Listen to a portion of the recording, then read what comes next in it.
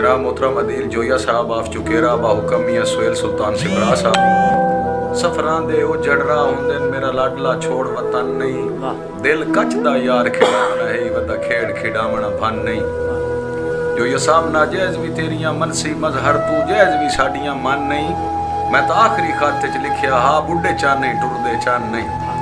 कदी अल्लाह साईं एडियां ताकतां देवे सारे आप ने आ कर छोड़ा सारी जिंदगी फुटण दा हौल न रहे पक्की साज दी ला कर छोड़ा